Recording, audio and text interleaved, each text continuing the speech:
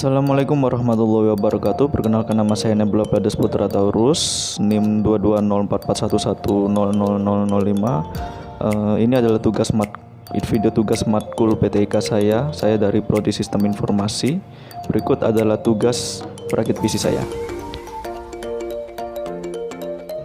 Jadi untuk pengenalan komponen, yang pertama adalah motherboard. Di motherboard ini bentuknya papan dan dia terdapat slot RAM, slot prosesor, dan beberapa soket lainnya seperti front panel, audio panel, dan juga slot hard disk untuk SATA, dan juga beberapa slot seperti kabel 24 pin dan 4 pin. Dan selanjutnya itu terdapat prosesor. Prosesor ini sebagai otak dari komputer untuk menjalankan. Ya, selanjutnya agar prosesor tidak panas, maka kita akan menggunakan fan prosesor, dan fan prosesor yang saya gunakan ini dari Intel juga. Dia sudah diberikan pasta prosesor. Selanjutnya adalah RAM. Di sini saya menggunakan satu buah keping RAM dan akan saya masukkan ke motherboard untuk nantinya. Selanjutnya adalah PSU atau power supply. Di power supply ini berfungsi untuk meningkatkan ataupun mengalirkan listrik untuk setiap komponen. Selanjutnya adalah casing. Nah, casing ini adalah tempatnya si komputer, dan di dalam casing ini juga terdapat hard disk yang terpasang di sana.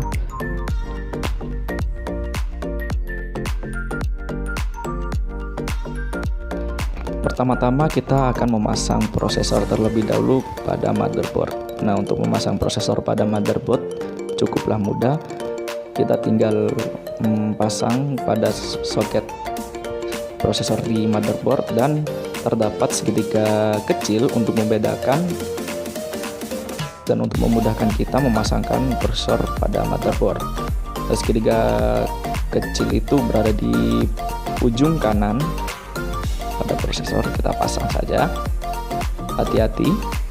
Setelah itu tutup dan kunci soket prosesor agar prosesor tidak goyang-goyang. Setelah dikunci, pastikan bahwa prosesor rapat dan tidak goyang-goyang. Oke, rapat, bagus. Dan setelah itu pasang RAM. Oh ya, hati-hati, untuk memasang RAM harus tepat dan harus tahu lubang tengah, lubang pada motherboard dan juga pada RAM. Dicocokkan saja. Nah, setelah itu kunci. Bagus. Setelah itu ya, pasangkan fan prosesor pada prosesor. Dan untuk memasang fan prosesor ini juga harus hati-hati. Kalian harus teliti pada setiap lubang baut pada motherboard juga. Setelah itu baut dengan kencang tiap sisi agar tidak terjadi goncangan dan tidak terjadi goncangan yang berlebihan saat kita menaruh motherboard di casing PC. Baut yang kencang. Sebelum dibaut, pastikan terlebih dahulu kalian sudah memakaikan pasta prosesor pada fan prosesor. Itu perlu diingat ya.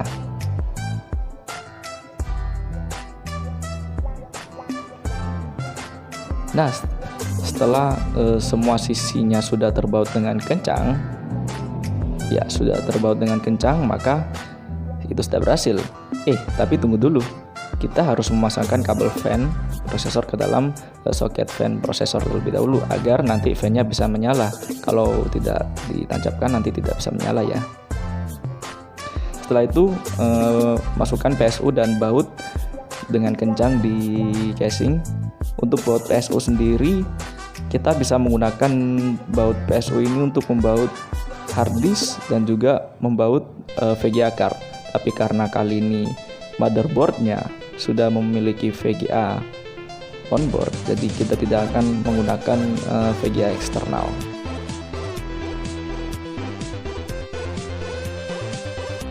Nah, baut dengan kencang di setiap sisinya. Kita baut. Nah, setelah kita baut, kita pastikan terlebih dahulu apakah si PSU ini sudah erat dengan casing ataupun tidak, dikarenakan nanti bisa terjadi nyetrum ataupun terjadi hantaran listrik statis. Baut setiap sisi di PSU agar tidak mengalami goncangan. Nah, untuk memasang PSU ini sebenarnya harus terlebih dahulu memasangkan PSU, bisa memasang PSU terlebih dahulu pada casing ataupun bisa memasukkan motherboard terlebih dahulu sebelum PSU-nya dimasukkan ke dalam casing. Oke, sekarang kita masukkan motherboard yang sudah kita pasang tadi ke dalam casing. Hati-hati, dan untuk memudahkan memasukkan, kita harus mengikat tiap kabel pada casing untuk memudahkan kita memasangkan motherboard pada casing. Ya, jadi jangan lupa untuk mencocokkan back panel. Ya, untuk mencocokkan back panel dan juga untuk mencocokkan fan casing agar bisa muat di casing.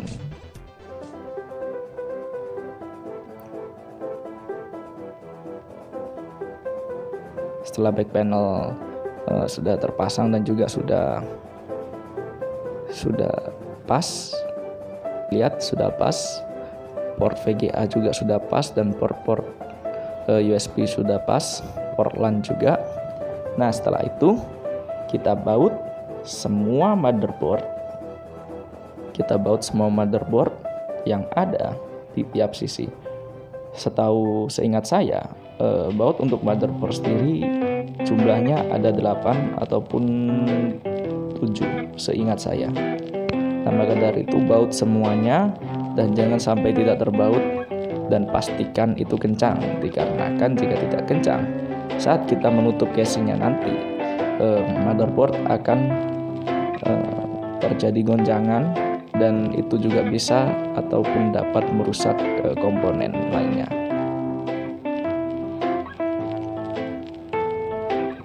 Baut dengan kencang tiap sisi dan pastikan itu erat dan juga kuat.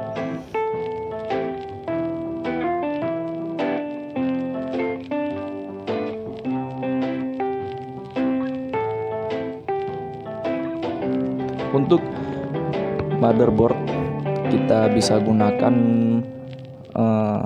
baut motherboard, dikarenakan baut motherboard sendiri cukup spesial.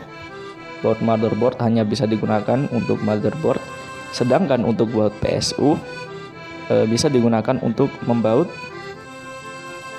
VGA card ataupun hard disk, dan bisa juga membaut DVD reader.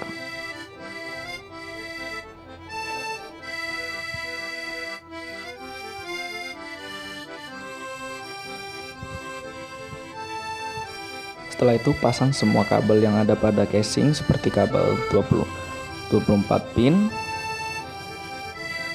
Pasang juga kabel CPU untuk CPU kabel 4 pin. Setelah itu juga pasang kabel 4 pin CPU ke dalam soket 4 pin CPU yang biasanya letaknya tidak jauh dari prosesor. Setelah itu jangan lupa untuk memasang kabel fan casing ya ke dalam motherboard agar nanti fan casingnya bisa menyala. Setelah itu kita persiapan untuk memasang kabel USB, kabel SATA. Ya, di sini ada kabel SATA. Kita masukkan terlebih dahulu kabel soket SATA-nya ke dalam SATA dari PSU ke dalam PSU ke dalam hard disk. Ya, usahakan untuk didorong dan perhatikan terlebih dahulu untuk pemasangannya agar tidak terbalik, karena jika terbalik nanti akan terjadi kerusakan pada hard disk.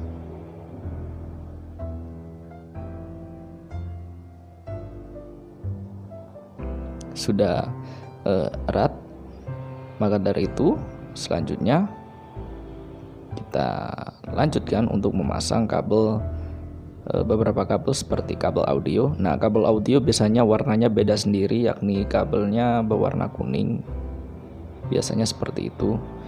Tinggal cocokkan aja pada motherboard, dan biasanya ada tulisan kecil di motherboard yang menandakan bahwa itu adalah kabel untuk kabel audio.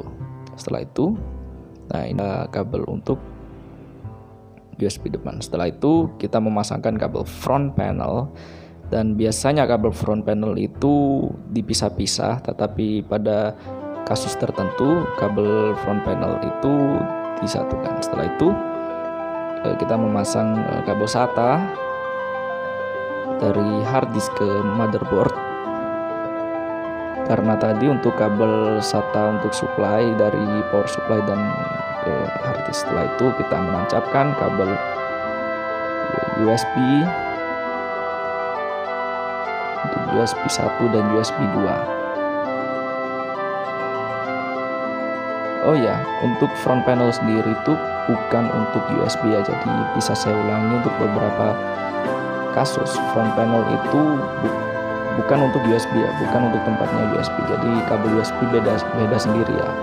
Jadi untuk front panel sendiri kabelnya untuk seperti LED dan untuk power reset, tombol power reset pada komputer. Jadi kalau kita menekan tombol power itu nanti komputer bisa mati ataupun nyala kembali seperti itu. Dan setelahnya kita memasangkan soket kabel SATA ke dalam kabel SATA supply ke dalam DVD. Setelah itu kita cek semua kabel, apakah masih ada yang kurang. Kita cek semuanya dan usahakan bahwa kabel-kabel ini dipasang dengan erat dan menancap pada motherboard dan beberapa komponen lainnya. Oke, setelah itu kita tutup komputer dan kita tutup. Oh ya, setelah kita tutup, alangkah baiknya jangan lupa untuk kita membaut kembali casing yang sudah kita rakit tadi, atau komputer yang sudah kita rakit tadi. Kita paskan dan kita baut. Setelah kita baut, komputer sudah siap untuk dijalankan.